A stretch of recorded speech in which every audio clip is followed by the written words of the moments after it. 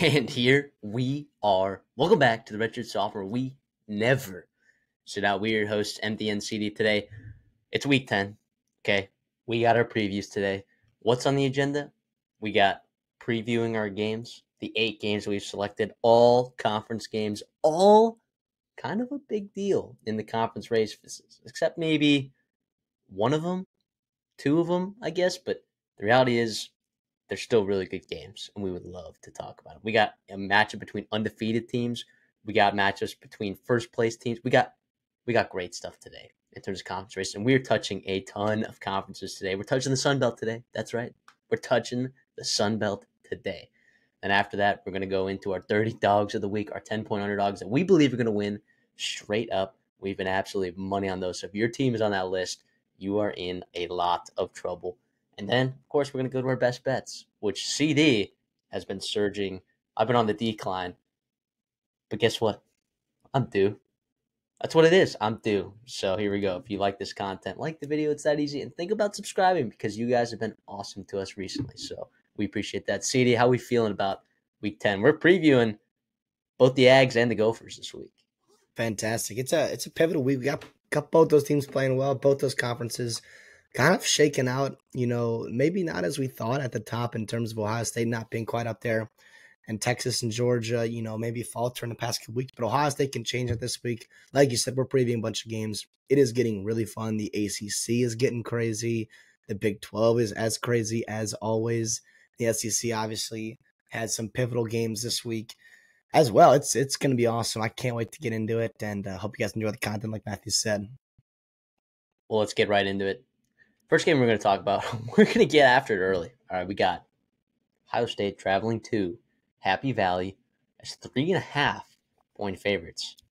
Now, you look at this, and when I look at Ohio State, I'm like, that team is immensely more talented than Penn State. I think across the board. I think at their skill positions, I think even in the running back room, they're more talented.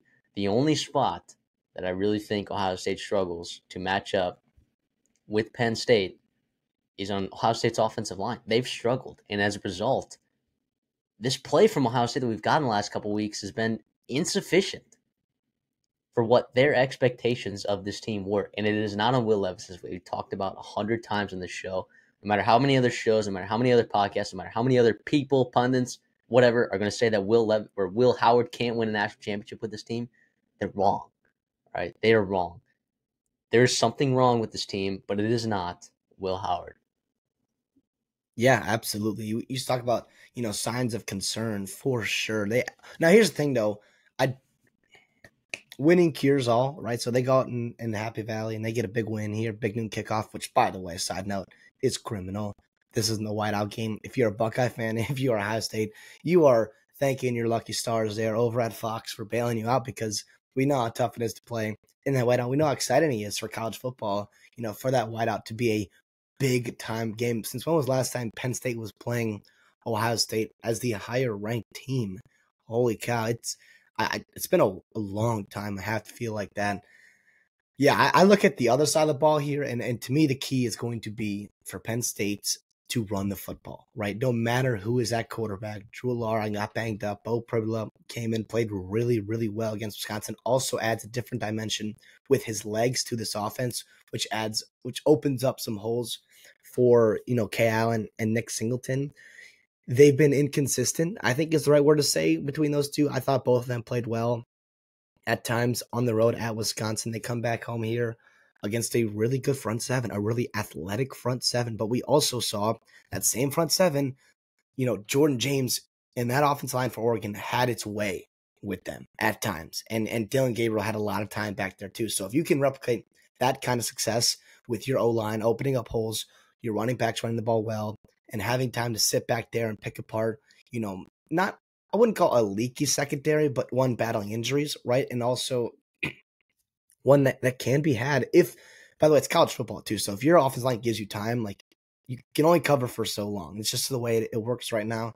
So to me, that's what I look for. It's like, we've seen Penn State in these big time games now against Ohio State and Michigan the past couple of years, and their defense has battled and kept them in these games, and they just can't separate, and they can't, take that big step with your offense. And Drew Alar has struggled. We know the offensive coordinators have struggled.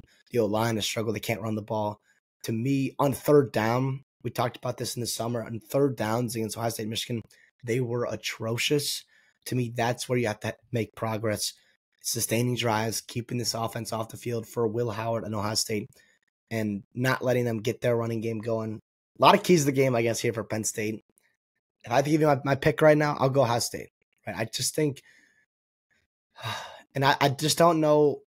I guess I haven't been super, super impressed with Penn State. I mean, I know they're winning football games. I know they're covering in a lot of instances, and their schedule, I think, looks a little bit better than maybe you kind of just think if you can recall. Like West Virginia's playing pretty good football right now. Illinois is still ranked in there, which I guess, depending on who you ask, it doesn't really matter. I still think they're, an okay team here in the Big Ten.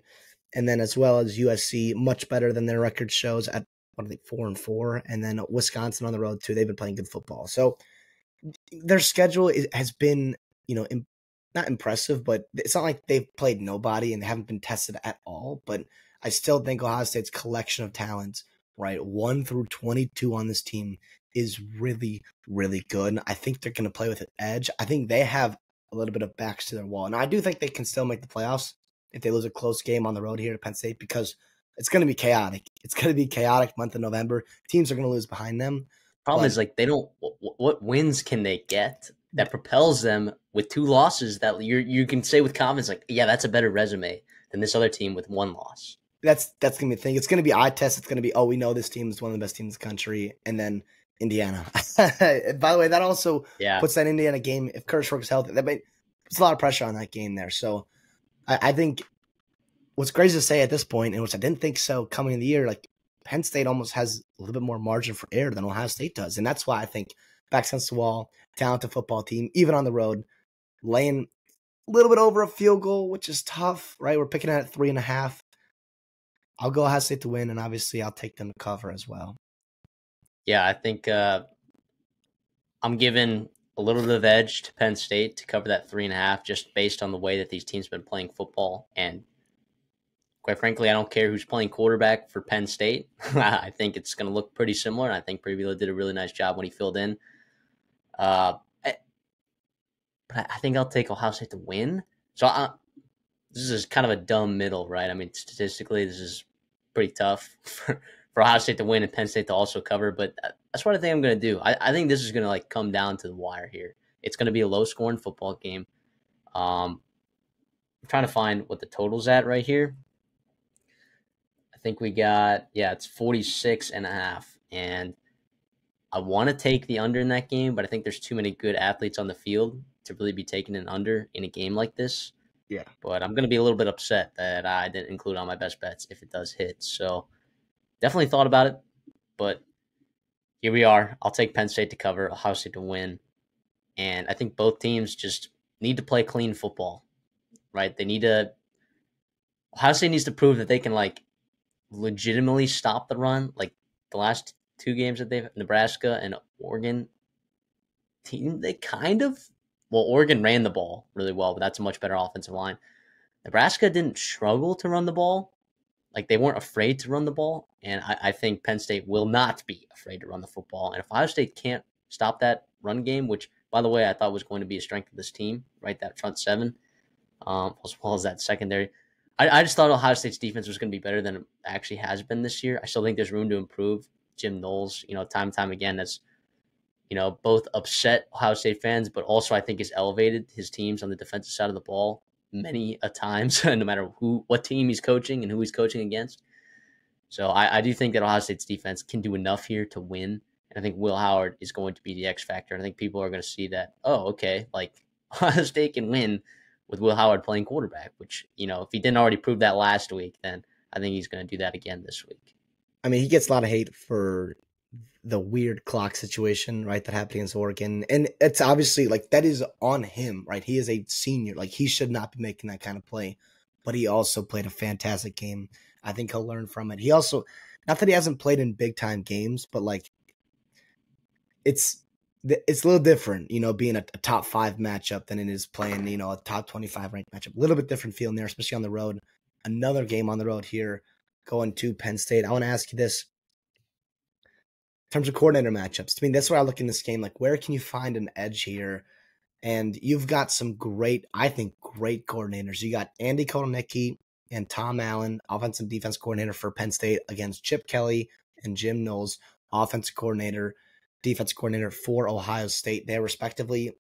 Is there an edge you see, or is there a matchup you want to focus on? Where do you think the difference in this game is going to be in terms of the coaching matchup?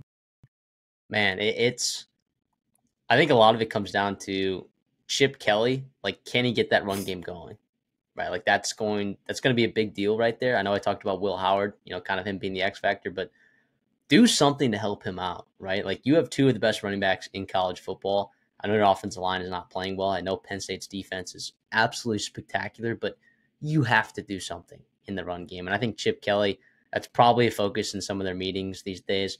And then Kotelnicki, if he can dial it up and, generates a couple explosive plays on the ground game and set up, whoever's playing quarterback there at Penn State to they don't have as good of weapons, right, as Oregon does to take advantage of, whatever Ohio State's secondary was in that game against Oregon. So it's going to be these offensive coordinator matchups. I think the defenses are going to give you. I think it's going to come down to, can Kotelnicki generate explosive plays in the ground game, and can Chip Kelly do anything in the run game, is where I think that comes down to. I don't think that there's a huge coaching edge on either side right here. I think Ryan Day is a good coach. I think James Franklin is a good coach. I think Chip Kelly is a good offensive coordinator. I think Andy Kotelnicki is a good offensive coordinator. I think Tom Allen is a good defensive coordinator, and I also think that Jim Knowles is a really good defensive coordinator. Yeah, absolutely. To me, the one thing I do worry about is I know there's a ton of talent on Penn State's D-line, and obviously Danny Dunn-Sutton, star defensive end there for him. He's been banged up. I think he had a groin injury against Wisconsin, hoping he can play in this game for Penn State.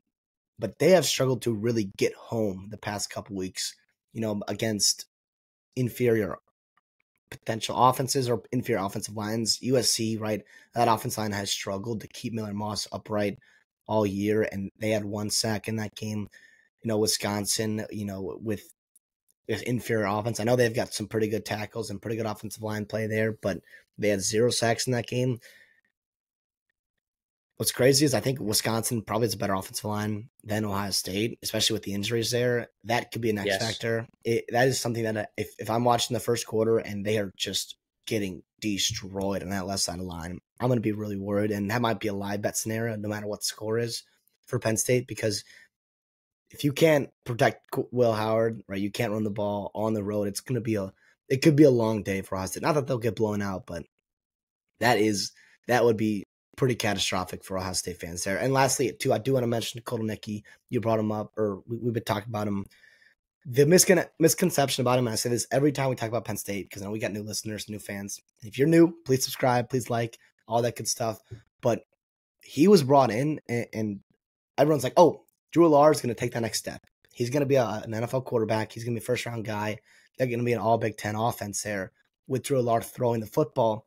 And while he's been better this year for sure, part of it has been due because he's so good, Kotelnicki, at getting them to run the ball well. Explosive run plays you talked about, good schemes, like just dialing up these run plays to help Allar, to help Bo Pribula, whoever's in there. To me, that's massive. And that's the difference between, I think, Penn State this year, which gives them a real chance to win this football game that they haven't had in past years, with not being able to just run the ball well. But again, I still think Ohio State, don't love it. Not going to bet it. Absolutely not. I'm just going to sit back and enjoy it.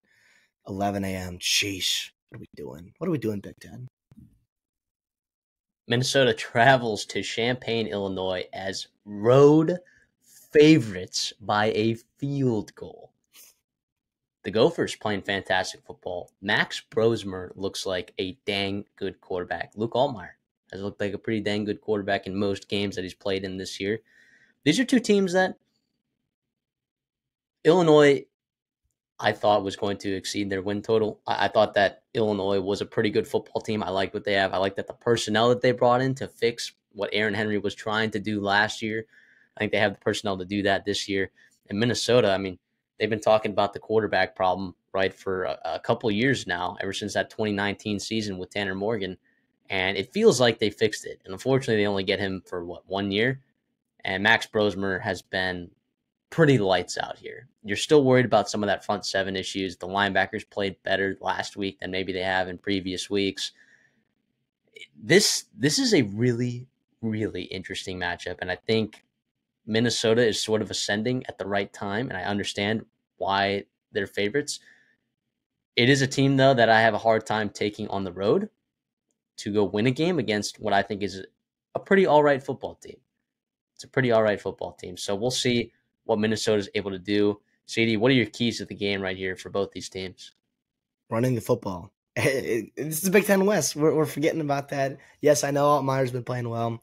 Obviously, I think Pat Bryant's battling injuries right now. Hopefully him and Franklin can go.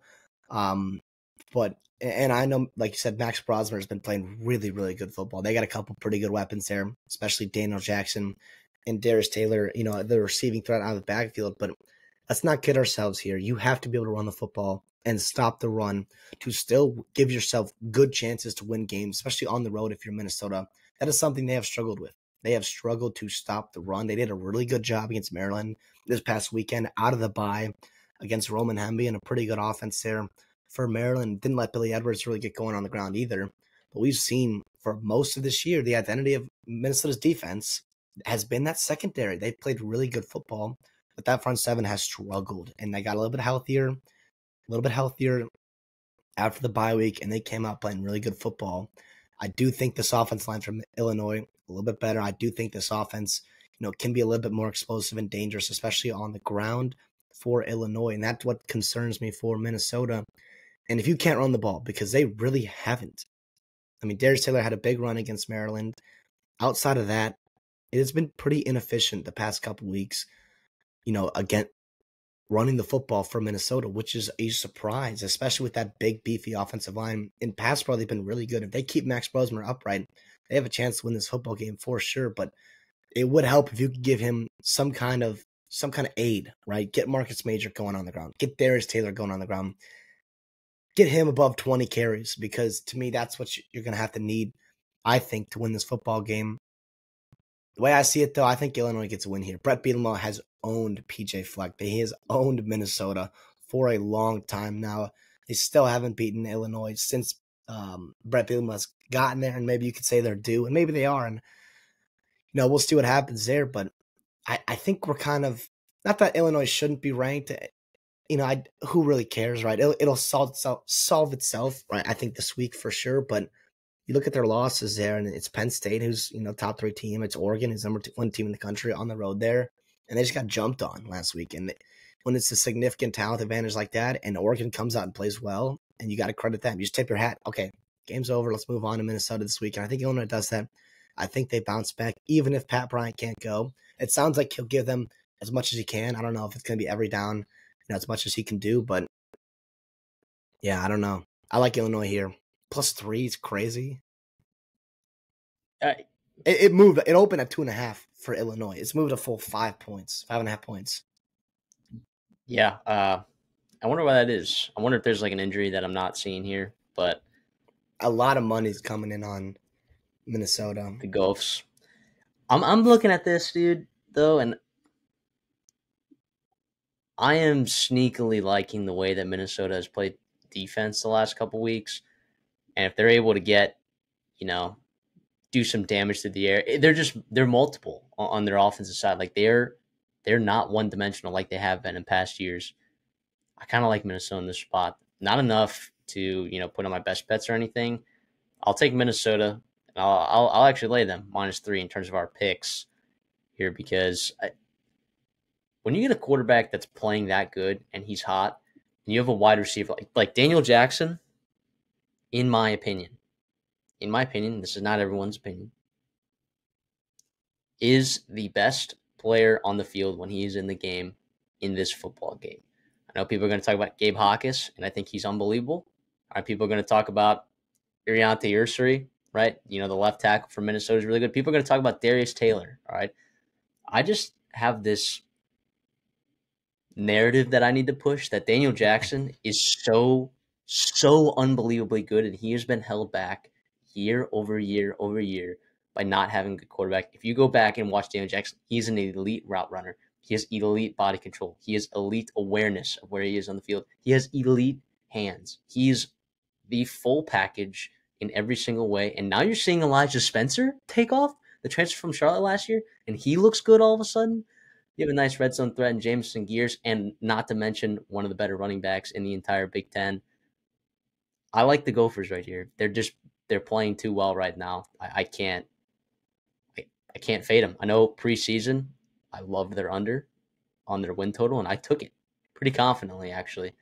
But now with Max Brosmer playing what he is, I can't ignore that. So give me the Gophs -3.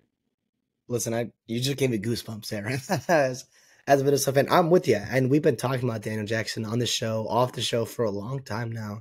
And what's also held him back is nobody else around him has stepped up. It has been a one-man show for a long time. I think back to the Iowa game last year, even in a win, right? He was the only wide receiver with a catch, and he was over 100 yards against Cooper DeJean, against that secondary back there. It was incredible. But now Brosmer not only goes through his progressions, but he puts the ball so accurately. Also, Daniel Jackson's run off the catch is really underrated too. I think some of those hidden yardage where you see, especially Minnesota's offense, you get these deep overs, you get these quick slants. And if you hit him in stride and you run off the catch, that's what makes this offense so dangerous. Once they start really humming and they're getting chunk play, and they can go with tempo there. Yeah. I think Max Brosmer, what is he? Top 4 quarterback right now in the Big Ten? In the Big Ten? I mean, I'd have to think about that. I'll go Will Howard. I'll go Dylan Gabriel, in whatever order you want. Dylan Gabriel, Will Howard, Curtis Rourke probably. And then there it's a toss-up.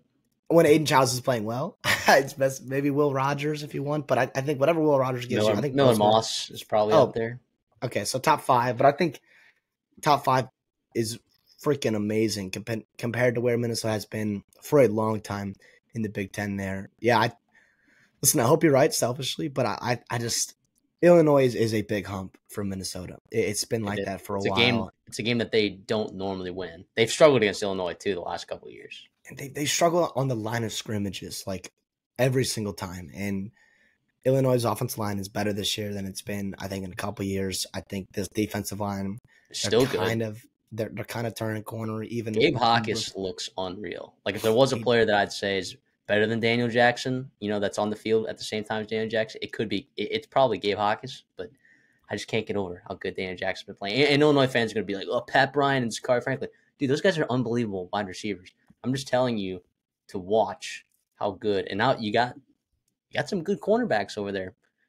Whoever that matchup is going to be with Daniel Jackson, it's going to be awesome. It's going to be fireworks. And especially the way that Illinois wants to play defense, it's tough to contain a guy like Daniel Jackson, when you're playing a lot of press man, right? When he's just so good at getting off that line of scrimmage, even with as slender as he is. You saw, look at a slender guy, Tez Johnson. Look what he did last week. Obviously, different offense, obviously, different caliber of just offense you're gaming plan. So it's not only just Daniel Jackson, but that's what makes this Minnesota offense a little bit different. Terrence Brooks, though, it sounds like he's coming back to practice. I know he hasn't been amazing this year, but he could be a boost, right? And he's a talented kid, veteran guy from Texas. If he comes back in lineup, whatever helps, I think, right now for Illinois, because they are pretty banged up, especially on the defensive side.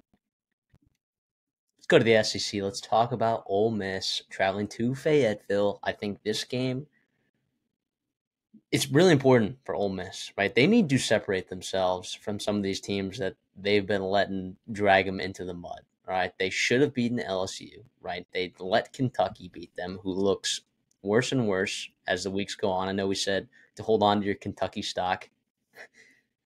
Maybe we should have let that go. Maybe we should have let the Kentucky stock go. But at this point, Arkansas is also coming off a really nice win at Mississippi State after they lost to LSU pretty handily. Both these teams have a lot to prove. Sam Pittman, I don't think he's still fighting for his job, but I think, back of his mind, this team still has a lot I think that they want to prove. They've been playing good football. Their run defenses look good. Ole Miss has struggled to run the football. A lot is asked of Jackson Dart. Now, the other flip side of that is Arkansas's offensive line has struggled a lot, and Ole Miss's defensive line can generate pressures on quarterbacks. And if you're looking at quarterbacks that can make mistakes when under pressure, Taylor Green, the highs and lows of when he's under pressure are pretty polarizing, right? He can make some phenomenal plays with his arms and legs when he's under pressure, but he can also hand the ball to the other team. All right, he is prone to doing that. I don't know what the status of his health is. I don't know the status of Jaquin Jackson's health. I think as the week goes on, we'll be more tuned into that, as the SEC injury reports come out. But that'll be something I'm clued in on. But we don't have that information right now completely as we're making these picks right here. So, but I will say, was it Braylon Jones? Is that Braylon Russell? He Oh looked yeah, yeah, really, Braylon Russell. really good for Arkansas. So I'm not super worried about the running back position for Arkansas. I'll give you my pick right away, and then I'll let you talk because I've been talking this whole time. I'll take Ole Miss to win. Arkansas to cover that 7. That's what we're going to pick it at here. Could pick it at 7.5. There's a lot of juice with that hook, though.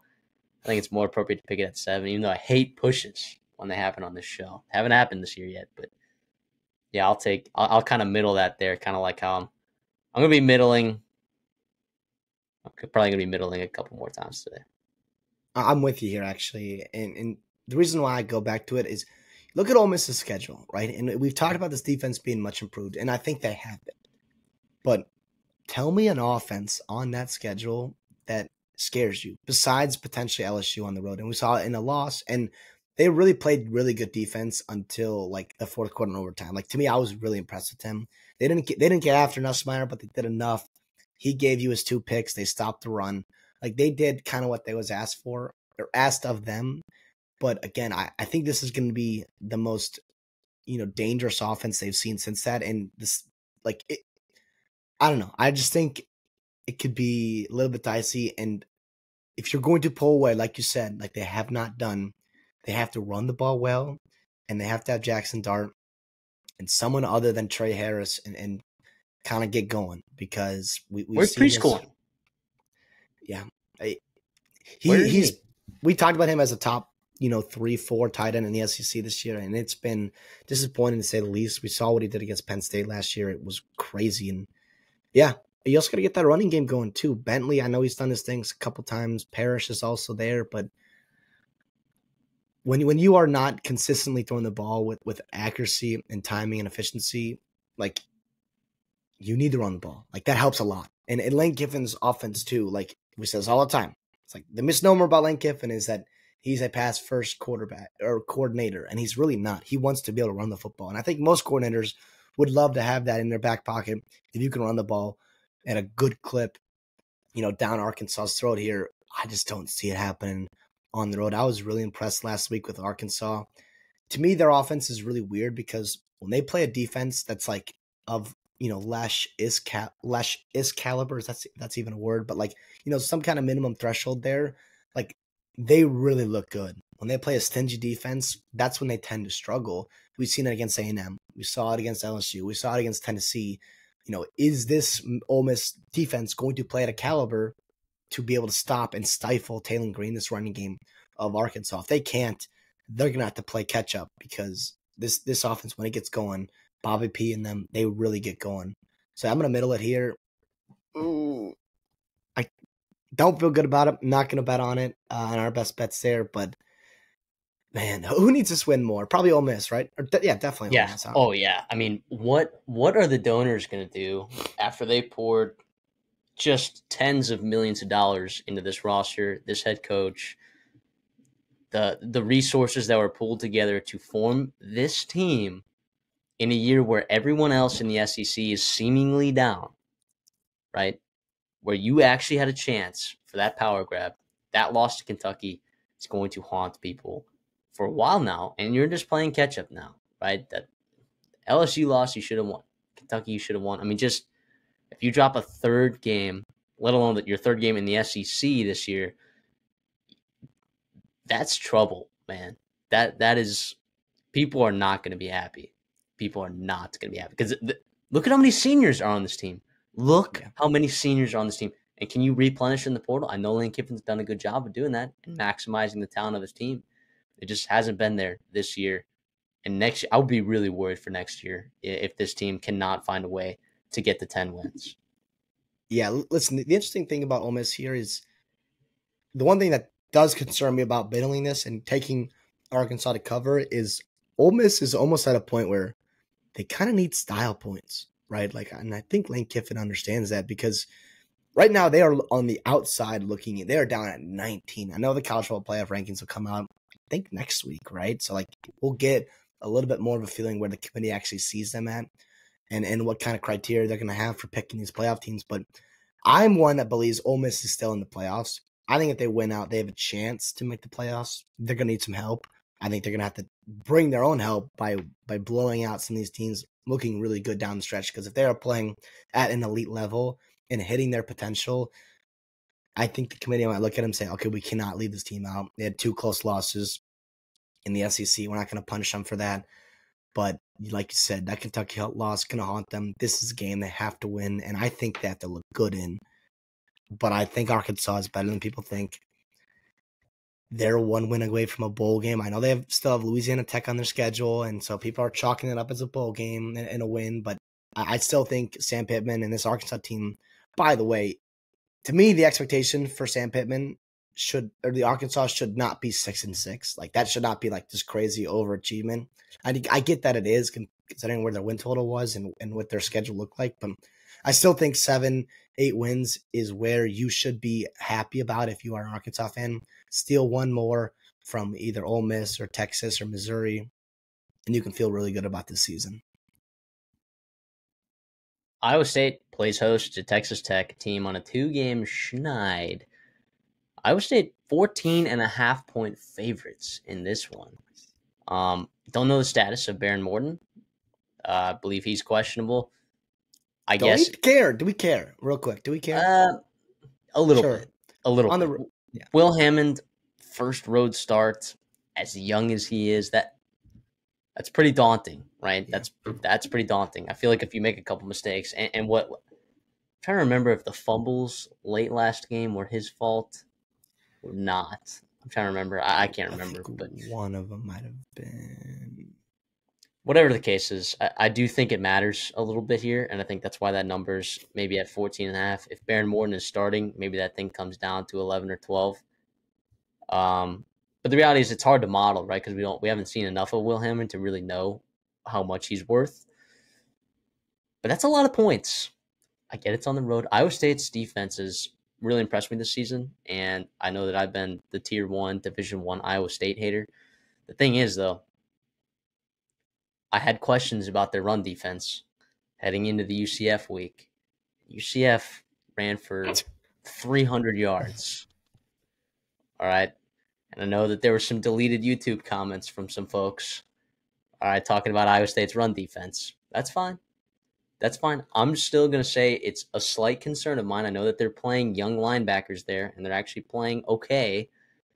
But when is it going to catch up to you, right? Taj Brooks is a dude. All right, he is a dude that, especially if Will Hammond's in. Here's why it's actually interesting. I think it matters. I think Baron Morton is better than Will Hammond right now. But one interesting way to look at it is like if you do have Will Hammond, maybe Texas Tech is more inclined to run the football to protect Will Hammond. And does that actually give you a better chance to win? I don't know.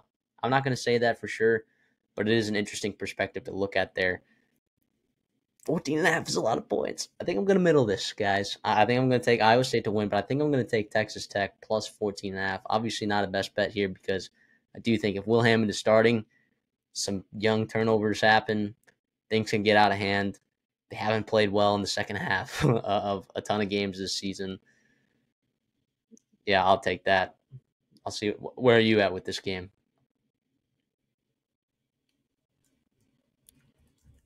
I'm gonna middle it too. This is a big spread to cover in the Big 12, and I know we see blowouts all the time, and I know the volatility is so big, and even in this game too. But I just see more times than not. This is going to be somewhat of a close game. I think backdoor cover certainly in play for Iowa State.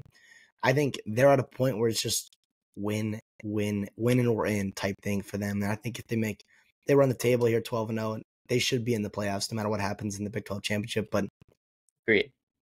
Like you said, I like the idea of – I don't hate the idea of Will Hammond going in there. I think he brings, just – not that it's been all on Morton because his defense has looked awful for a lot of the year for Texas Tech, but he brings, I think, a different juice. I think something different might change this thing. I think they were all really impressed, and they've seen him in practice for a while, and we've seen him, in the Elite 11 and all these other things, been really impressive on the national stage. And he's also, by the way, a better runner than I think he gets credit for. He's got some wheels underratedly for him, and I think that could be something they'd take advantage for. We've seen a couple quarterbacks now, really run the ball well on Iowa State. And that could be obviously an added dimension that they have. The bye week, though, was huge for Iowa State. Get a little bit healthy, get some rest, just kind of struggle their way to the bye week and then regroup from there. Texas Tech is skidding. They're in, desperation mode. I'm going to middle it here. I think that's more likely than not. Rocco Beck throws a couple turnovers. This opportunistic defense gets going. For me on the other side too, like, who's going to be running the ball for Iowa State? Not that they haven't run the ball well this year, but it's been a different guy every week. It sounds like. It's like sometimes, it's Rocco Beck going for 97 yards. Oh, here's Carson Hansen. Here's Abu Sama, Jalen Jackson early in the season. So it's going to be, I guess, by committee, riding the hot hand, which I don't mind. I don't hate, as long as they stick to it. Right? You're at home this week, which I think is big. And oh man, it's going to be a fun one. It's going to be a fun one. Texas Tech been playing better football since they lost, obviously, to Washington State. And then the past couple weeks, it's been pretty tough, especially defensively. Defense is so bad. It's so bad. It is. At every level. At every level. It is. If they get in a shootout, so I guess they get in a shootout, who do you like in this game? Probably Iowa State, especially with Rocco Beck. Yeah, because I think Texas Tech is going to try to limit the number of possessions, even though, like, their offense is what's going to have to keep them in this game, because Texas Tech's offense is pretty solid. Their defense is garbage. I think they have to limit the number of possessions, and that just means running the ball an absolute ton. I mean, that just means running the ball. Probably Taj Brooks, if he touches the ball like 30 times in this game, I think that gives Texas Tech a pretty good chance to win, right? Give less possessions means less variability. It means less chances for your young quarterback to make a mistake if it is Will Hammond. I like the idea of Texas Tech covering here because I think they are going to try to run the ball. I think they do see the weaknesses of this Iowa State defense. And if you're Iowa State, right, and you're giving up 170 yards per game on the ground, 5 yards per carry, I think Texas Tech is going to see that and feed Taj Brooks if they know what's good for them, right? Well, they did that last week too, and so this is interesting because this is classic Big 12. We love this, the wild variance in games, and it's like, how did this team win? So Texas Tech went on run against TCU last week. They had just about the same amount of total yards. It was 438 to 461, so just about the same. They ran, right? Let's call it 6 plus. They ran 29 more plays than TCU did. They had the ball for 15 more minutes than TCU did. They won the turnover battle. They had the ball inside the 30 with like. They were more efficient. They were more efficient on third down. They did not. They were 2 for 2 on fourth down, while TCU was 0 for 1. So there was technically 4 turnovers by TCU and only 2 for Texas Tech, and you still lost. That's what's crazy. Those turnovers came at the worst time. Yes. One when you were driving down to take the lead. I believe that was a Will Hammond fumble, by the way. And then the other one was, I believe, Josh Kelly, our boy. Bummer. On the last possession for Texas Tech in that game. But it was like the last play of the game, so it was like, it was whatever. Yeah, but the funny part about that, I'm looking at the stats now. I didn't realize this. But Texas Tech put the ball on the ground 5 times in that game and actually recovered it 3 times. So it actually could have been worse for Texas Tech. But it is what it is. Take care of the football, Texas Tech. Run the ball. And you got a chance to like legitimately like win this game. I thought about putting in our dirty dogs, but I can't do it with that defense, right? Can't do it. Louisa Monroe goes to Marshall. And you can't convince me that this isn't an important game. Marshall right now and Lou Monroe, right, are fighting for a chance to win their divisions to make the Sun Belt Conference Championship Now, does this game have college football playoff implications? Probably not. Okay. But Marshall's a 10.5-point favorite here at home. And Marshall is going to be playing in a couple weeks here Old Dominion, right? Which is a big old game because Old Dominion right now sits atop of that Sun Belt East Division. James Madison is also up there as well. Coastal Carolina is in it. Everyone is in it, it seems like, in that Sun Belt East. And look, this Lou Monroe team has found ways to win football games that they are not favored in. They have not been favored, I don't think, in a single game all season, except against Southern Miss. Who just had to fire their coach after that game. Yeah. So Brian Vincent has the boys buzzing over there at Lou Monroe.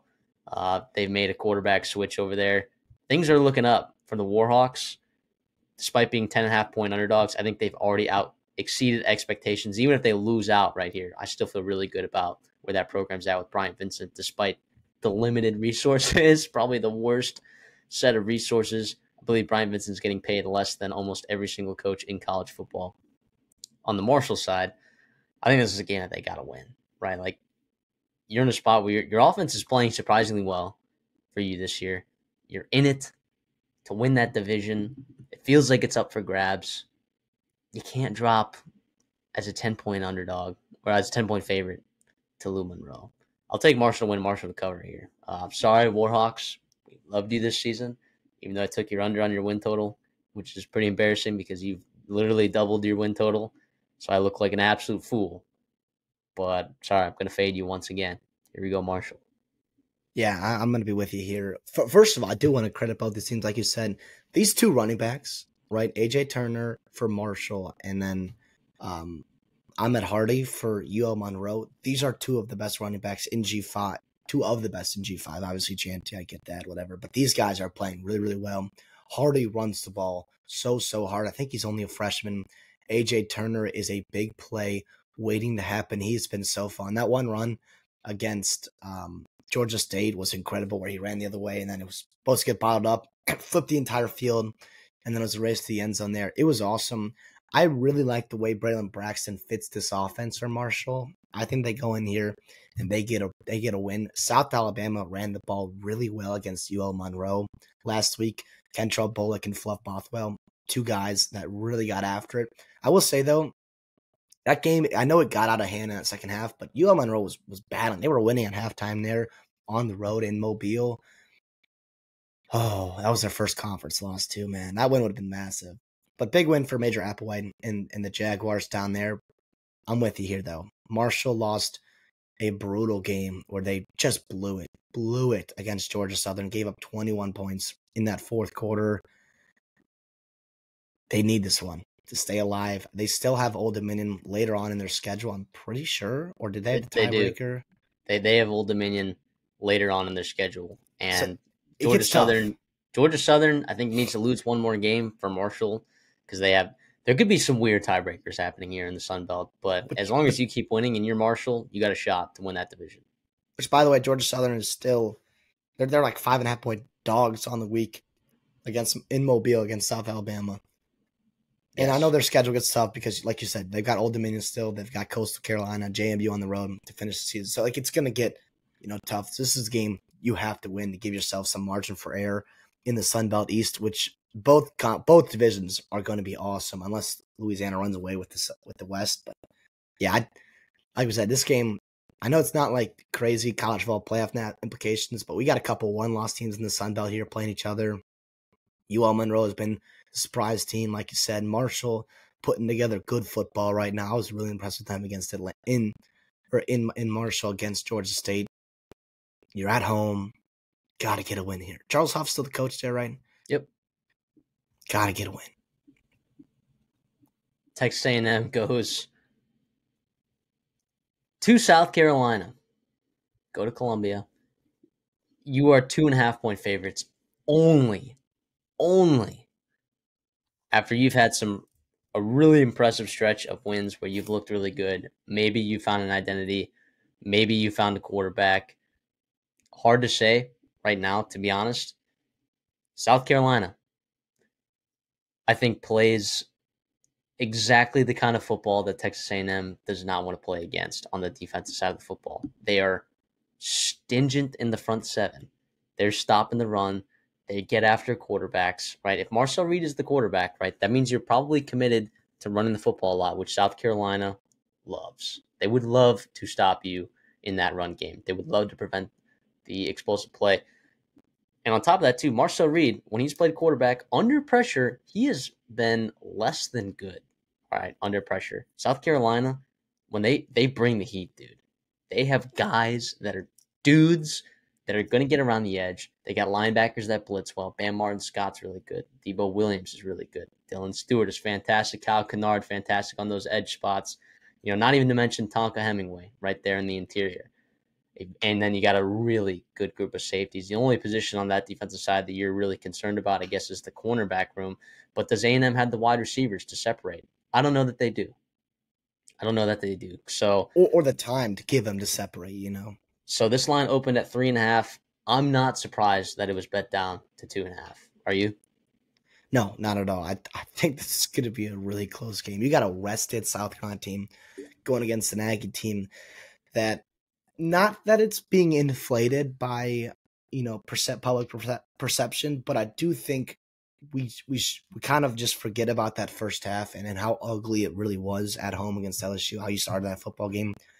You have to get off to a fast start, I think, because we talk about, South Carolina, we talk about their home field advantage is actually one of the better ones in college football. When they really get going, they are really, really getting after it. Yeah, and when I look, I don't know. Dude, it's tough. And when I look at too, like, what has South Carolina done well on the offensive side of the ball when they've won games or been in games? It is explosive plays, right? It's explosive against LSU. It's explosive run plays, right? A&M has been susceptible to giving up the big play in the run game a couple times this season. I believe they've given up 3 runs of over 50-plus yards on the season, which I believe is tied for second in the country, tied for third in the country. That's a lot. So if South Carolina can generate a couple of those, it does make me nervous. If A&M puts the ball on the ground, that makes me nervous. What's the status of Chase Basantis there at guard? If you need someone physical in the interior, I don't know if Cam Dewberry is going to give you that, coming off the bench. Chase Basantis is an absolute physical freak, right? So I think those guards, if Basantis and Armaj Reed Adams are both playing, I feel really good about the ability for A&M to run the football and show their physicality. But also, too, on the year, on this show, and I'm supposed to be the Texas A&M guy, I'm 0 for 3 picking on A&M. So, like Obi-Wan Kenobi, I will do what I must. I'm going to take South Carolina plus 2.5. And I'm also going to take them to win the football game. Oh, my gosh. There That it is hilarious. Listen, I took Illinois against Minnesota, so maybe we'll both be wrong, hoping we are selfishly. Listen, I'm going to take A&M, right, in a close one here. I will say here, though, there is, I think, at least, scrolling on Aggie Twitter and potentially looking around there, I think there's a misconception on Marcel Reed. His stats look really good, but I do think the key to this game is going to be limit his number of dropbacks, because that means you are controlling the football. That means you are running the ball well. You're in positive game script. You do not want him to drop back if he's the starter, whatever it may be. I'm assuming he is. I don't have any inside information. I'm just going to look at that game. He's probably going to be starter. That's just how I see it, or I think most people see it going forward until told otherwise. But you do not want to be dropping a redshirt freshman quarterback on the road in the SEC against those pass rushers for South Carolina. Bad things are going to happen. To me, I look at Texas A&M going on the road against Florida. This, to me, is a very similar spot where you've got a young quarterback like DJ Lagway, mobile kid, very athletic, very talented, like Lenore Sellers, and you've got Marcel Reed going on the road there. They threw the ball 17 times. They ran the ball 55 times. If that's what the splits look like, yep. I feel really good about A&M covering. I think, like you said, they found an identity offensively in running the football. Marcel Reed needs 10 plus carries. Le'Veon Moss needs close to 20. I like Amari Daniels to have 10, 12, right? Even EJ Smith too getting his. If you want Terry Bussey running some jet sweeps, that's fine too. But to me, that's what it needs to be. Have an identity. If you can control the line of scrimmage offensively, run the ball like you have been for a while now with Colin Klein and the scheme he brings, gap, all that good stuff, that does wonders for you, because then you put Lenore Sellers in a spot where they have to be A, efficient, which they have not been, and B, they have to play from behind, which they are not good. They are not good at. And your secondary and your defense, much, much better than Alabama's, right? I think in terms of being able to play not bad secondary play, that not broken coverages. I think that game was a little bit of an anomaly, in terms of Sellers' passing outlook. They kind of had to throw the ball, and they did well. A couple big plays here and there for them. So I like A&M. I think it'll be a close one. I just think it's just going to be a very short game in terms of number of plays run. I think both coaches want to have their quarterbacks drop back the least amount. That's good. That's what I think I'm going to see. Yeah, and optimism for A&M. South Carolina has given up more sacks than any other team in the country, and you have found ways to generate pressure these last couple weeks. 20-plus pressures, and I believe 4 straight games. You are absolutely one of the most fearsome defensive line groups in the country, and you also like what they have at linebacker in terms of the ability that and the speed that they have with the athleticism, where Scooby Williams and Damian Sanford are just flying around and also finding ways to generate pressure. You really like what you have. Cassius Howell, Nick Gordon, we've talked about it. He's playing some of the best defensive football of any player in the entire country right now. And yeah, he's going to have to step up again in a big way. So I do feel good about A&M's chances, but you know me, I just got to fade the Aggies. Do what I must. Listen, that's a crazy point you brought up. I didn't realize. I knew it was bad, but they have 32 sacks, right, in 177 dropbacks. That is 18% sack rate, not pressure rate, sack rate. That is terrible. 4.5. Let's say they throw the ball 25 times in this game. 4.5 sacks. They throw the ball 20 times, like about 4 sacks, right? That is crazy. They also run the ball 308 times a year, so they're like. It's about 45% more. Wait, no, that's terrible math. They're running almost double, right? Than they do throwing the ball. That's crazy you brought that up. That's another key to the game. Let Nick Gordon go. They're pretty healthy on the offensive side. The defense line. I knew they were battling injuries. I didn't see anyone go down in the game. No one really went down. Yeah, they're fine there. Okay. Good to hear for Aggie fans. And for me for picking them. All right. Do you have to go here? Oh, we can do one more. All right.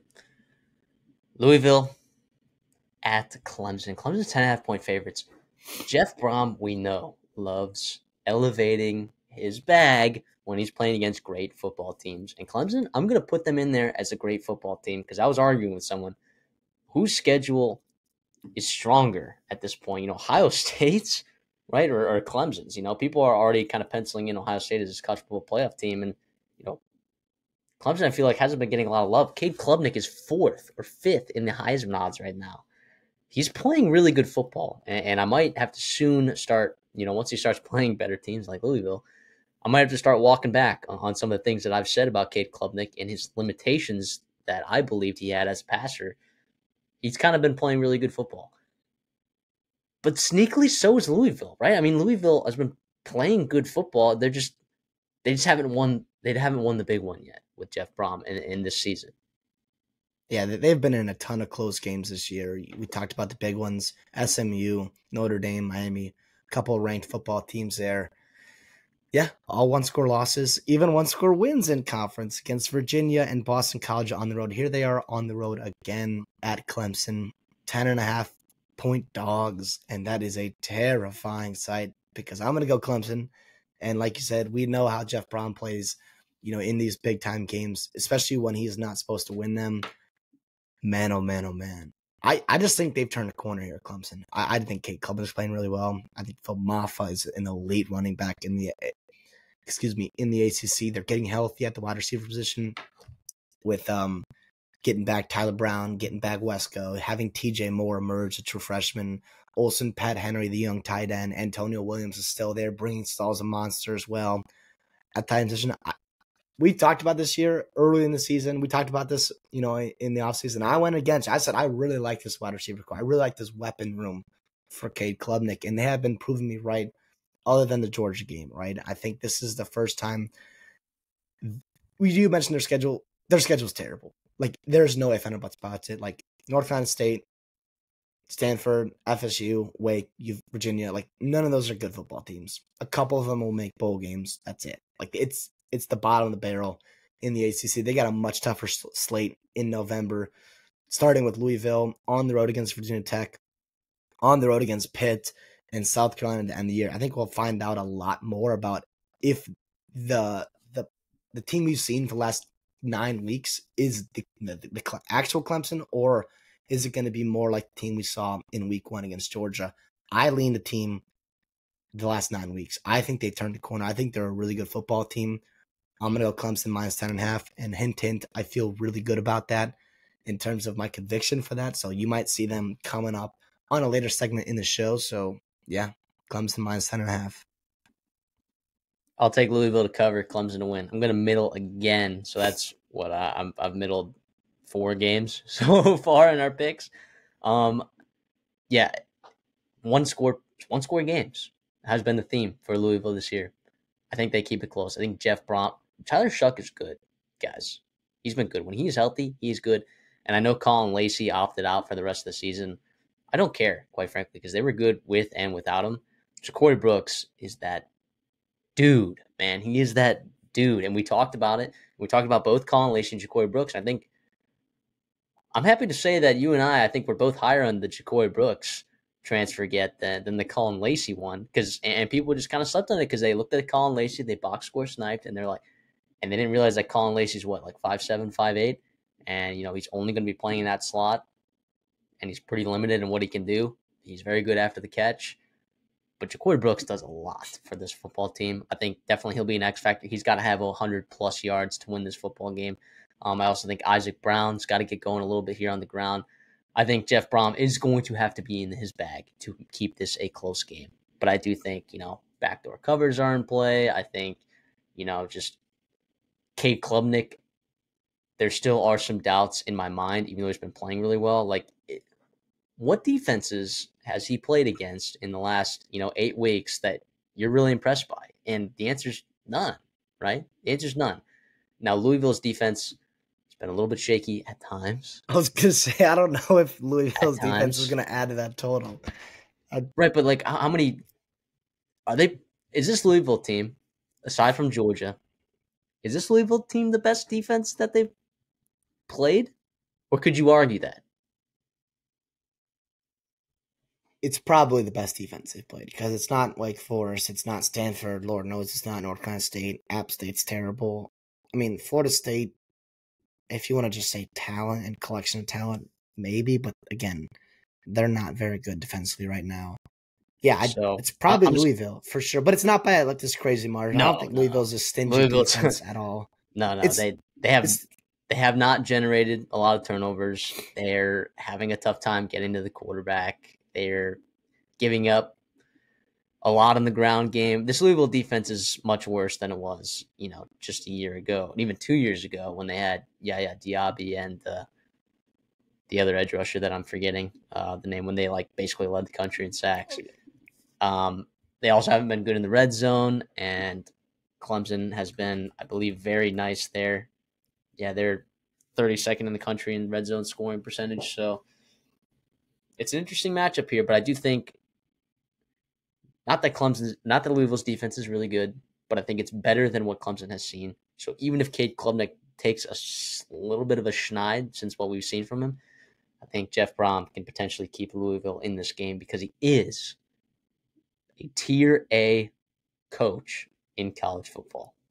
Absolutely. And I do think in terms of, we talk about Clemson and who they've played, I think Louisville, doing their defenses they've played, Miami's defense, very talented, right? I don't know how the coaching's been this year. Notre Dame? Well, that's what I was going to say. It's been the best defense since Notre Dame, best defensive line since Notre Dame. you got to have guys like TJ Parker. You got to have Peyton Page. You got to got these very talented, guys in the front seven, Barrett Carter, Wade Woodaz, right? Even the young kid, Sammy Brown. They had to be difference makers for you. I can't believe I forgot Peter Woods. Like, they had to be difference makers for you because it doesn't matter what Jeff Brown's scheming up if they're just getting physically overwhelmed at the line of scrimmage. And now, yes, Louisville put up yards and they played, okay. They put up 24 points against Notre Dame, but I didn't think it was crazy efficient. Not what we're used to seeing, not They what we saw averaged against Isaac Miami. Brown averaged 5.5 yards per carry against Notre Dame. I think that's lost in the sauce a little bit. Well, yeah, and he's a really good football player. But Shuck was, 24 of 41 with an interception. But they hadn't gone to Isaac Brown. Like, that was like when they started going to Isaac Brown. That's true. That's true. So who knows if Notre Dame and Louisville were to play again? I think it's an interesting game there. That they kept that a 1-score game. I think Clemson's a better football team than Notre Dame. I don't want that to get lost there, but I think Louisville is just playing. They're playing too good of football to not be winning games. So give me Louisville plus 10.5 here. By the way, they should not have beaten Boston College, or I don't think they should have. No, maybe not. Or maybe they could have easily lost that game. I'll change my mind there. But they could have easily lost that game.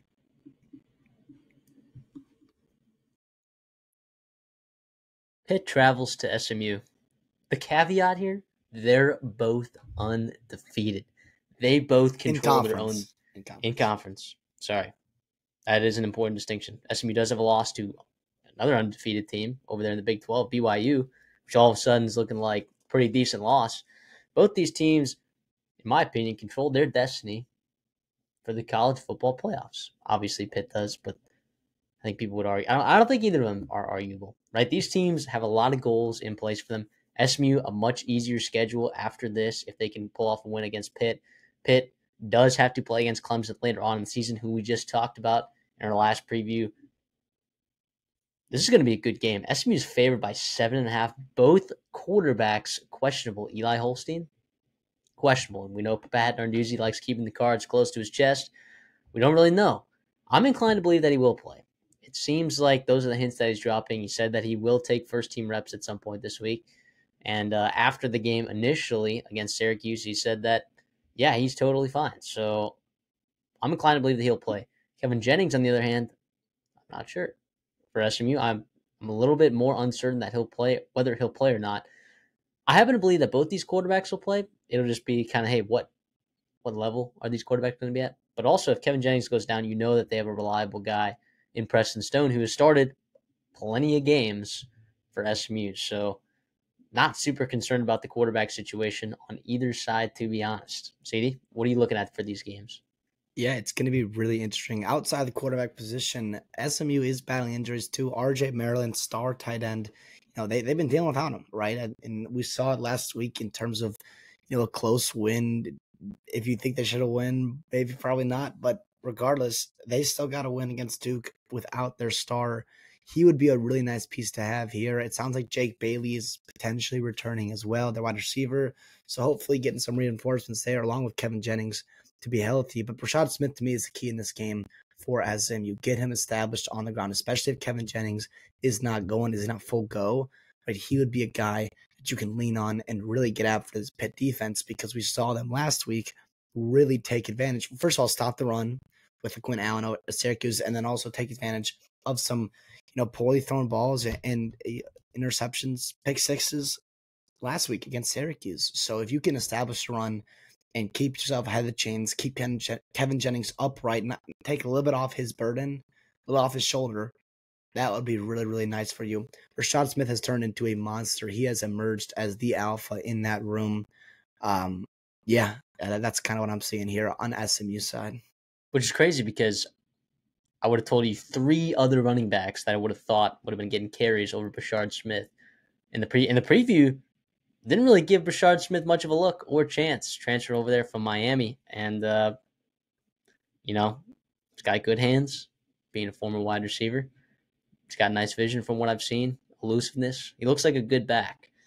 On the Pitt side, they also have a very good back of their own. Desmond Reed has been nothing short of absolutely fantastic for this Pitt team. Thought it was going to be Rodney Hammond heading into the season as well. So in both situations, in both situations, I thought it was going to be a different quarterback for each team starting the season, and I thought that their running backs were going to look different.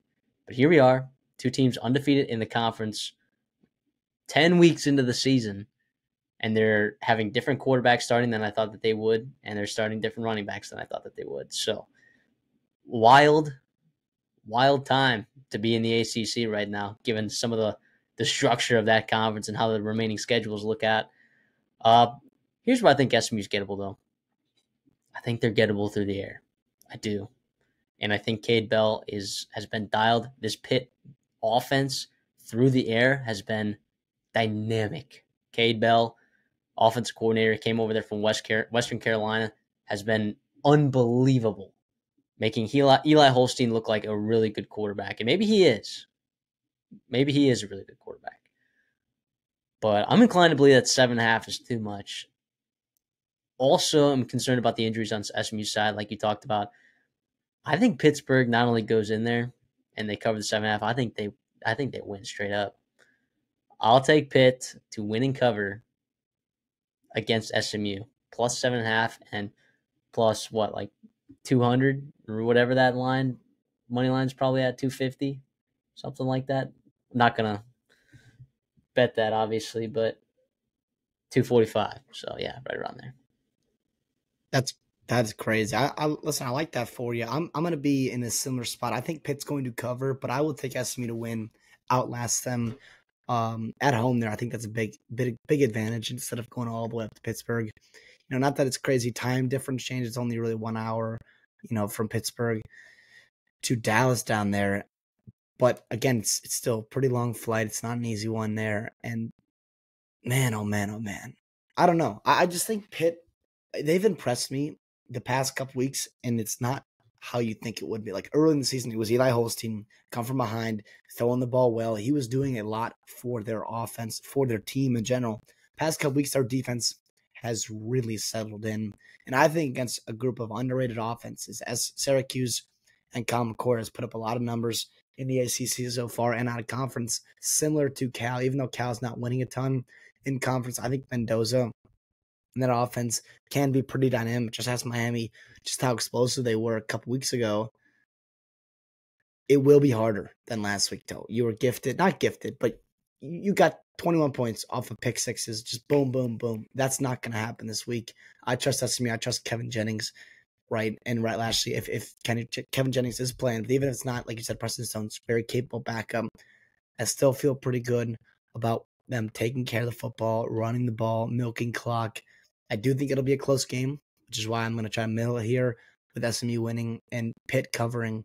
But wow, this is a big-time game. I don't know how many people had this game circled in early November as a marquee game in the Atlantic Coast Conference. And the winner, right, you mentioned controls their own destiny in college football playoffs. I like to think they do. I really do. No idea what the committee's going to say. Obviously, if you win out and you win that conference, you're going to be in no matter what. But SMU, it's going to be a weird tiebreaker situation, I think, with Miami and Clemson, if they are all undefeated in conference, just because of lack of common opponents and whatever else it may be. But yeah, it's pretty exciting here for both these teams, both these programs. It was interesting because SMU started off kind of, sluggish, let's say, with the Nevada. Everyone remembers that week 0 game, and then losing to BYU, which at the time looked like a pretty bad loss. And all of a sudden, they were standing right there in the top 10, top 12 team. BYU, it's a very, very quality loss for SMU and for Pitt. Remember back in early September, they were down to Cincinnati and they had to come back and win that football game. They were down against West Virginia. They had to come back and win that football game. And all of a sudden, they've parlayed that into just big-time momentum and continue to win football games in the ACC. It's exciting here. But yeah, I'll take SMU in a close one. Do you think SMU, I was trying to do the math, I think right now, I guess you're right. Technically, SMU doesn't control their own destiny, but pretty sure that they have the tiebreaker over Miami, believe it or not.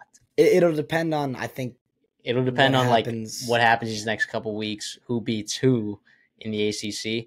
But I think as of where we stand right now, I think SMU holds the tiebreaker. So, which is pretty wild. So, yeah. Holy cow. That'll be a fun one to monitor. But Listen, you think Pitt's going to win, so might not even matter, right? It might not even matter. And It all of might a not even sudden, matter. All of a sudden, that Pitt Clemson game looks like a massive deal. which, by the way, if I'm not mistaken, that's a week after Clemson has to go to Virginia Tech, right? Week Yeah. after, and that's next week. So this week they're playing Louisville, big game in the ACC there. The next week they're going to Blacksburg at Virginia Tech, and then they got to go on the road to Pittsburgh, man. Exciting stuff in the ACC. Everyone just kind of laughed at him with the Florida State stuff and, how Florida State looked at early in the season. It was like, oh, this conference, whatever. But, man, it's turning into a really solid one, especially at the top end here and even the middle with your Louisvilles, with Georgia Tech and Syracuse. Damn it, Duke's going to a bowl game. That's pretty impressive. So it's been a fun season. I hope you guys are enjoying us. Our ACC fans, obviously, we know you're out there. We know you're enjoying our coverage this season. Let's get in now to our dirty dogs. What is a dirty dog? That is a 10-point underdog. All right. CD and I pick 2 every single week. And yeah, they got to win straight up. They're not just covering, they got to win straight up for these boys to count. On the year, we are 8-28 on the year. That sounds like bad record, but in my opinion, that's pretty good. And if you were to track our units, I think we'd be up 3.65 units on the season. So as a squad, we're looking pretty decent. So if your name is on this list, your team could be in trouble. That's what it is. And we're not taking – everyone has their upset alert. A&M on the road is 2.5-point favorites. Yeah, okay, we know. We get it. We're looking at the smelly, the stinky, and the dirty dogs. So, CD, since neither of us hit any of them last week, but the week before you hit the smellier underdog, New Mexico State plus 360 a couple weeks ago, I will give you the first pick of the dirty dogs this week. Yeah, I'll go to the Mountain West here, and I'm gonna go Hawaii over Fresno State. Hawaii is a 14-point dog, about plus 440 on the money line there as an underdog. Pretty stinky, pretty dirty. Listen, Fresno State is a team that I just don't trust right now. I just can't trust them. I know they looked good last week against a struggling San Jose State team. Actually, they've been playing pretty good football, but not a super impressive, I'll say, San Jose State team. The interceptions are there. The turnovers are there with Fresno State. I love the way Hawaii looked last week against Nevada. And listen, they got talent there. They really do. When Shager's playing well, he's running the ball well. They got some weapons there. It could be a dynamic team. I think there's some value here in the Mountain West, plus 440. Let's ride. Let's go. And the Mountain West is one of those conferences where, like, the late nights, the travel. I mean, Hawaii has traveled to California, but it's just one of those conferences where stuff happens. Stuff happens, dude. Stuff happens late at night. So make sure you are tuned in for that one. I'm going to go over to the ACC, back to the ACC, talk about a team that we already talked about today. This one's a little less dirty than your smelly one over there. I'm going to take Louisville, plus 325 over Clemson. Now, on this season, actually, we'll get to it when we talk about our best bets because I know what you're taking over there in this game. But, hey, Louisville, they haven't won the big one yet. They've been close. One-possession games. I'm just asking for Jeff Brom to keep this one-possession game. And you know what?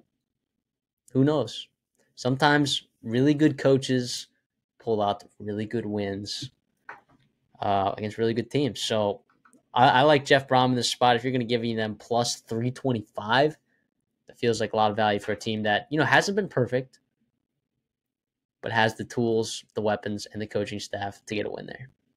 They really do. They did impress me even in that Miami loss. And I don't know if – listen, I will talk about it later, but Louisville's an interesting team. As a 10-point dog, like I personally am on Clemson and the side of them covering, and I'll talk about that later in the best bets. But if there is value in this game, like that's not crazy because if it's going to be close, anything can happen, man. And if you need Jeff Brom to dial up one game-winning possession drive, I mean – you'll take that, man. You'll take that at plus 330, you said? 325. 325. Not too bad. All right, I'm going to go back to the Mountain West, the well here, and I'm going to go I'll go against, America's team potentially. I'll go against maybe the best player in college football in Ashton Genty. I'll take San Diego State on the road at Boise State. Pretty stinky. They are 23.5-point dogs. This is plus 1,300. Listen, Sean Lewis to dial some stuff up. I like the way that San Diego State has been playing in conference. They're 2-0, by the way, in conference. Now, it hasn't been pretty, no, but they also haven't really looked crazy outmatched in any game.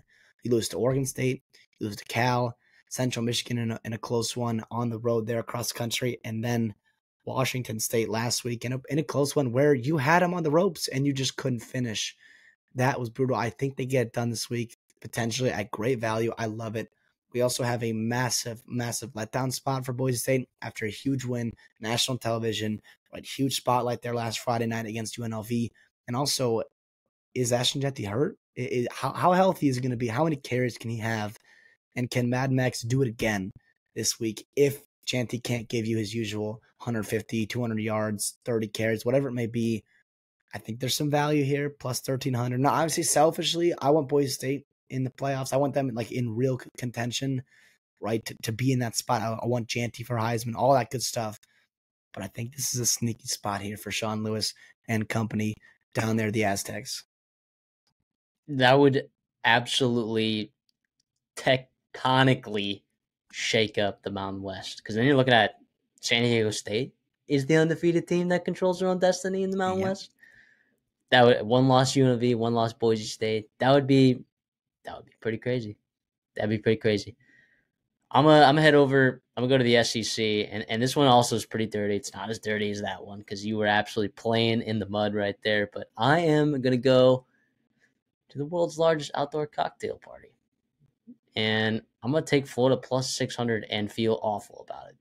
All right, I know Georgia is unbelievable, but you got a rivalry game. I think Florida is still talented. DJ Lagway, I worry about him squaring up against this defense. I worry about a lot of things, but I also think Georgia hasn't played up to their standard in certain games this season. I know that they've struggled in the first half of many games this year. I think Florida's defense has steadily improved as the season has gone on, and they've really struggled against the ground game at times. And you know what? Not sure that Georgia's going to be running the ball all that much. So with a healthier secondary, I'm all right with taking Florida plus 600 in the spot. Not anticipating the dub right there, but I think I like it better than some of the other ones on the board. So give me Florida plus 600 against Georgia. Believe it or not, to save Billy Napier's job.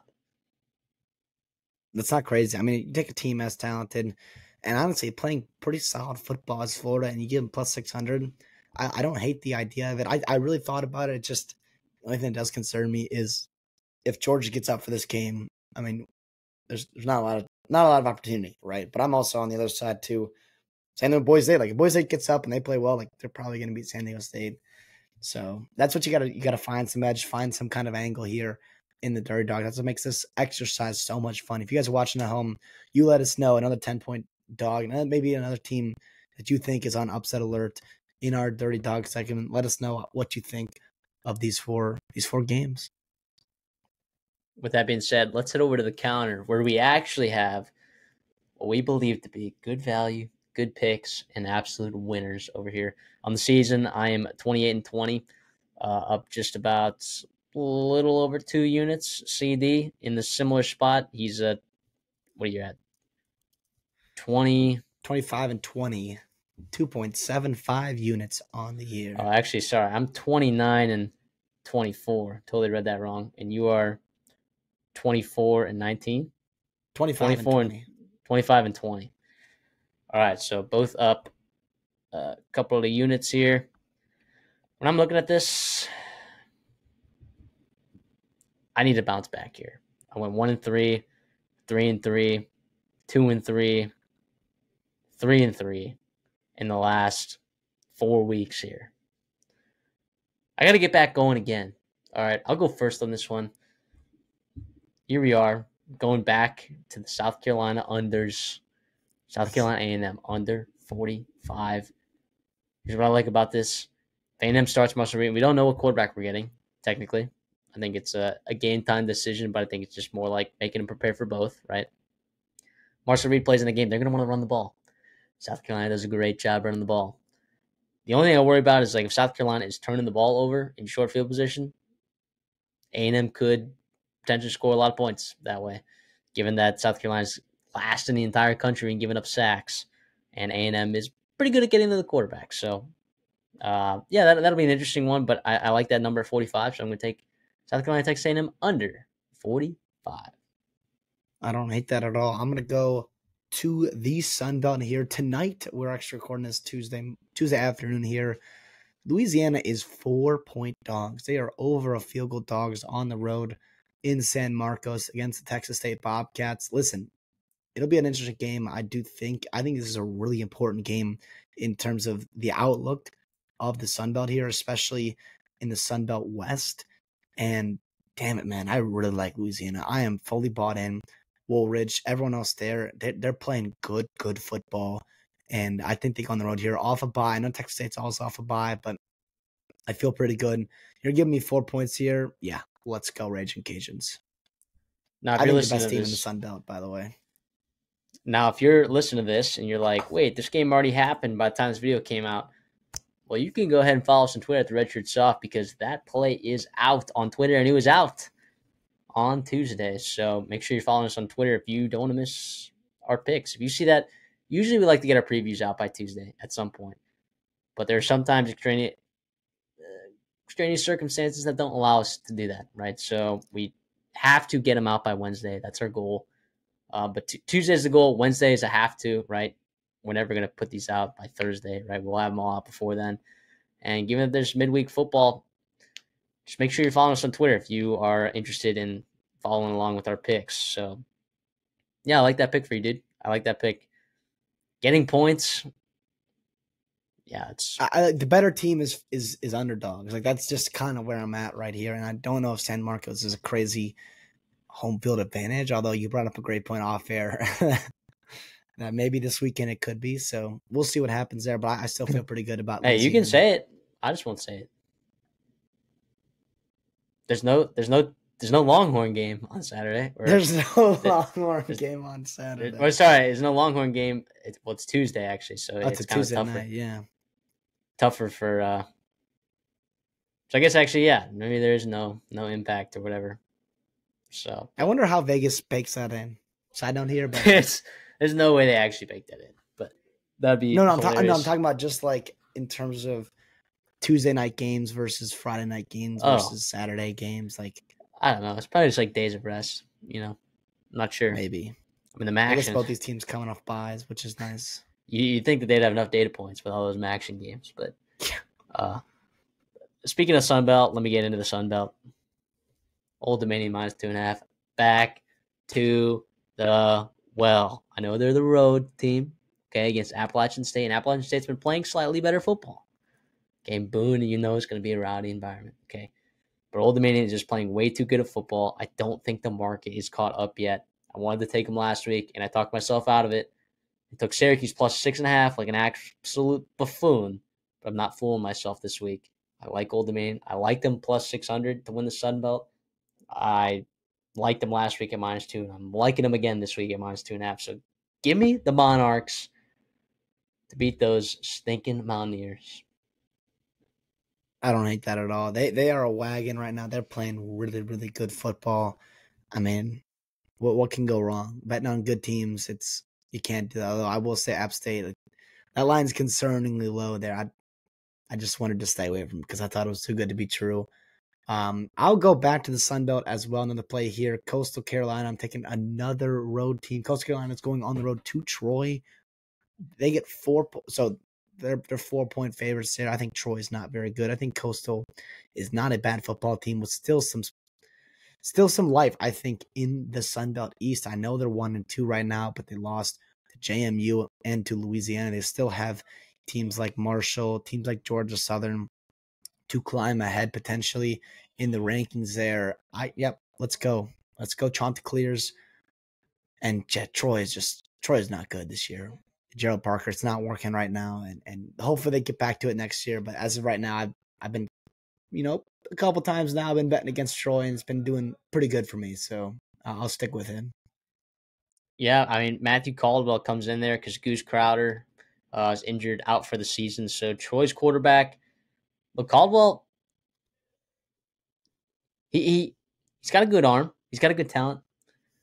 Just loves turning the football over, right? So it'll be interesting. Can Ethan Vasco just take care of the football? Can Coastal Carolina just run the ball, take advantage of the better talent that they have? Yeah, it's all interesting. But anything can happen in the Sun Belt when you're on the road. Same thing. We're both taking road favorites. Actually, we're taking 3 roads teams in the Sun Belt. It's pretty dangerous. Pretty dangerous. But we're just betting on the better football teams. That's what we're doing.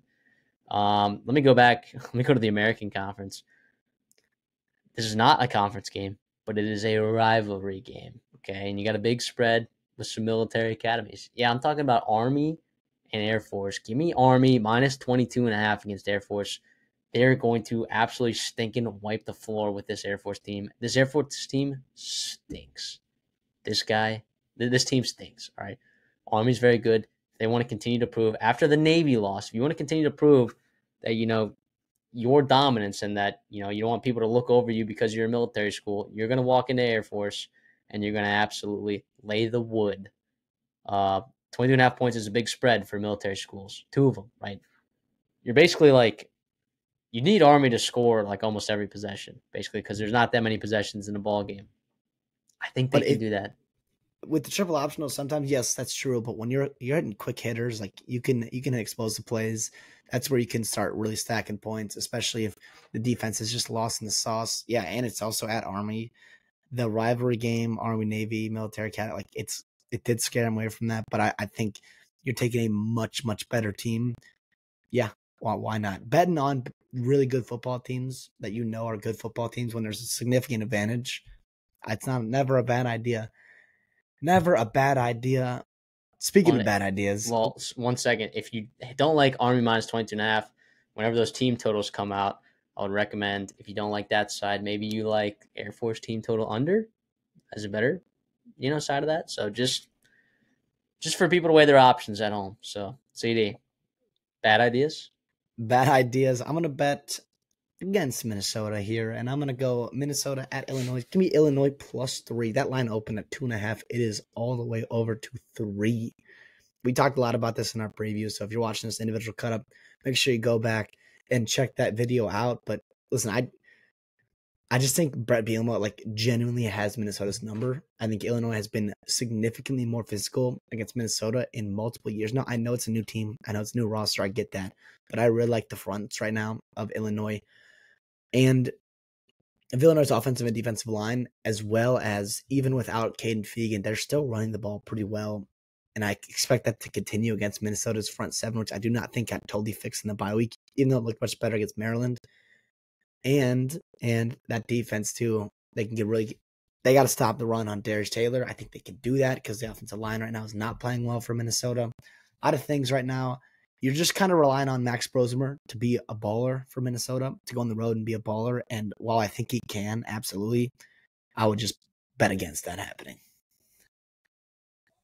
Well, I mean, I'm fading you a little bit in our previews, but I don't have an edge on it. So you're our Minnesota guy, so I'm going to trust you in that spot right there. Speaking of trusting people in spots, I'm going to hit the untrust button on Mike Gundy right now for just a second. And guess what? It has never worked for me betting against Mike Gundy. Betting against Mike Gundy at home in a conference game is probably suicide, but give me Arizona State minus 2.5, okay? Brian Ward, their DC there, has done a great job stopping the run against a lot of schools this season. I like what he's got. Samuel should be back, slinging the pill there at quarterback. I just like what Arizona State has and what they've been playing. I don't like what Oklahoma State's been doing. I do think, yeah, sure, they played that game close with BYU, but man, I mean, Baylor worked them. All right, I think Baylor's a better football team than people think, but I'm liking Arizona minus 2.5 here. I know another road favorite. I get it. Okay, just pick it. Don't think about it. All right, Arizona State minus 2.5. Yeah, that's not crazy at all. Again, betting against Mike Gundy scared me away from that. But if Sam Leave is healthy, I don't hate that at all. Arizona State's looking to make a bowl game, right? I think they're one game away. I think this is a game they've circled and like, hey, we got to get this one. Don't hate that at all. I'm going to go the SEC here. Vanderbilt at Auburn. Unfortunately, America's Cinderella team in the SEC. I'm going to fade them here. I'm going to go Auburn -6.5. Auburn has been one of the worst teams in turnover luck, but like down and down efficiency and like everything else about them, they're like a much, much better team than their 3-5 record states. It's just turnovers have been a problem. I think after the bye week, they've gotten better. I came out last week and they ran the ball for 1,000,000 yards with, one of the best running backs in college football, Jarquez Hunter. So they're finally using him and using him well. I think that continues and rolls over to Vanderbilt at home. Jordan Hare is a very hard place to play at. I mean, listen, Auburn, it scares me to bet on because they are so volatile right now. I think their defense is good enough to stop or at least contain Diego Pavia. And I'm pretty sure, by the way, Hugh Freeze, there was overlap with Hugh Freeze and Jerry Kill at New Mexico. Hugh Freeze at Liberty and Jerry Kill at New Mexico. So I think there's some kind of familiarity there. So at least he has a little bit more of an idea of what he's doing than the rest of the SEC does. Auburn -6.5. That's the one I'm nervous about. But I just think Auburn's a much better football team than their record sets. And I think I can find some value here before the market really adjusts. All right. Well, I guess it depends, like, what the public's going to do, because public loves Vanderbilt right now. It's like, I'm wondering, I have a feeling that line's going to just kind of stick at 6.5. I think it could be a situation where it could be Sharks versus Schmucks, when the Schmucks are on Vandy and maybe the Sharks are on Auburn here. So hopefully you're on the side of the Sharks because that's usually the side that you want to be on. My last play, I've only got 5 this week. Yeah, just give me a what true freshman quarterback is probably playing some of the best football of any true freshman quarterback in college football? Isaac Wilson. Well, quarterback. Oh, well. I'm kidding. Sorry, I thought you said Isaac Brown. That's my bad. Different true freshman. Give me Martin Van Buren. Oh, yeah. That's right. The former president of the United States. Mississippi State, -17.5 against UMass. I really like the way that Michael Van Buren has been playing, and he's just impressed me week over week. I know they had a tough loss against Arkansas. I think UMass is pretty exceptionally bad. All right, I do think you saw that loss from Toledo earlier in the season. I do think this defense is still not good, right? But I think the explosives are there. I think Jeff Lebby's in this to win this. I think they need to kind of get a sort of a statement win to make sure that this locker room is still sort of stabilized and make sure that this team doesn't give up on each other, right? Just staying locked in. I know I have a feeling that Mississippi State can win a game in the SEC. I don't know if they will this year, but I like Mississippi State in the spot. I know it's a big spread, but give me the friggin' Bulldogs -17.5 here. That's not crazy at all. I took Missouri, who I think honestly is not that much better, if not any better than Mississippi State the way they're playing right now. Against UMass, it's similar spot a couple weeks ago, and it was 28.5, and they covered with flying colors. That's not crazy at all. Not crazy at all. Hopefully they can continue rolling there. Jeff Lebby has been awesome for Mississippi State. I cannot wait to see what he does there in the next couple of years once he gets more and more talent in there, once their defense gets going, all that good stuff. My last play of the day, again, we talked about it earlier, Clemson -10.5 at home against Louisville. Listen, it does scare me as well going against Jeff Brom in big games, but I also think this Clemson team is really, really good. Like really, really good. And I just think they've been playing great football. I know it's been not against the best teams, right? But they're also coming off a bye here. You give Dabo Swinney 14 days to prepare. You get Lincoln or Garrett Riley and all those guys there going. I really like this. And I think Louisville's going to have a hard time keeping up with the scoring of Clemson, actually. Good luck to you. I know you're off it. But by the way, just in games we fade each other in our upset alert or for our dirty dogs, when you have the dirty dog and I have that other team favored in my best bets, it's been a rough year for me. I think I'm 0-2, if not Yeah. 0-3. But Yeah. And not just like covering the spread 0-2, like where the dog straight up wins. which, by the way, I'll take that. If our Dirty Dogs does well, for the good of the show, I'd rather have Louisville win than them just cover. But a catastrophic scenario is when Clemson wins but doesn't cover. The damn middle. That would be pretty catastrophic. But yeah, that's gonna do it for our week 5 preview, or week 10 preview. Thank you so much for tuning in. If you like the content, like the video, it's a simple rule that we have right here. We appreciate you guys joining us all the way up to it's week 10. All right, we got week 14 and we got conference championships. So we only got a couple more cracks of this thing, and then bowl season is gonna be right around the corner. So we appreciate you. Make sure you stick around for the rest of this and all, as well as our offseason stuff, because I think we do a pretty good job trying to keep people updated on certain guys in the transfer portal on their teams and other scenarios and situations that are going on in college football. So thank you so much for supporting us. Hit that subscribe button and CD, anything for us on the way out. No, I think this is going to be an awesome weekend. Obviously, we got the headliner with Ohio State and Michigan to kick us off on Saturday morning, but these are the weekends, man, that like stuff happens, man. It's November, big time conference games, a lot of implication here. It doesn't look like it's going to be a crazy weekend, but I have a feeling wall to wall, Saturday morning to Saturday evening, it's going to be awesome. I cannot wait to be glued to my television all day. And we'll see y'all in the next one.